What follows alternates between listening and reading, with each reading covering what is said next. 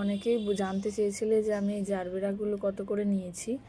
তো ভিডিওতে বলি আমি জারবেরা তোমার 4টা নিয়েছি। ওখানে একটা রয়েছে, তো ওখানের যে ফুলটা ছিল পিচ কালার, ওটা ফুলটাকে আমি ঠাকুরের চরণে দিয়েছিলাম জন্য আমি ছেঁড়া হয়ে গেছে, ওটার কড়ি আসছে।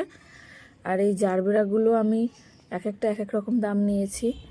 যেমন এই পিঙ্ক কালার, এটা পিঙ্ক কালার কিন্তু এটা পিচ কালার হয়ে গেছে।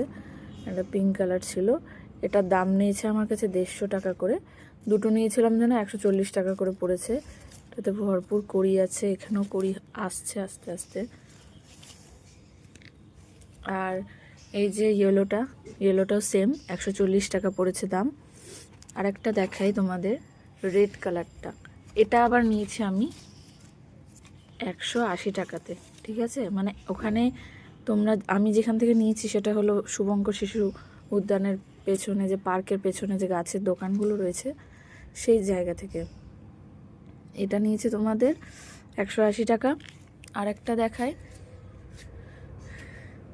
এখানে একটা রয়েছে, এটার কড়ি আসছে আরও, এটা পড়েছে আমার 150 টাকা। তো তোমরা একটু বেশি গাছ নিলে হয়তো 10-5 টাকা কমাতে পারে, কিন্তু বেশি কমায় না ওরা, এরকমই দাম কমায়। তোমরা চাইলে গিয়ে ওখানে দাম দর করে দেখতে পারো। ওখানে ফার্স্টের যেই প্রথমে যে দোকানটা পড়বে তার দ্বিতীয় দোকান থেকে একটা মহিলা বসে থাকে, বেশি বয়স না মহিলাটার, ওই আন্টিটার কাছ থেকে আমি নিয়েছি। তো তোমরা চাইলে তার কাছ থেকে প্রত্যেকটা দোকানে আগে দাম শুনে তারপরে তোমরা কিন্তু নিতে পারো, কারণ আমি সব দোকানে দাম শুনে তারপরেই নিয়েছি। আর জারবেরা অনেক দিন থাকে গাছে, বিশেষ করে আমি যখন জারবেরা কিনেছিলাম তখন এই জারবেরাটা গাছে ছিল, এখনও পর্যন্ত রয়েছে, প্রায় আমার 7 দিনের মতো হয়ে গেছে, এখনও জারবেরাগুলোর কিচ্ছু হয়নি।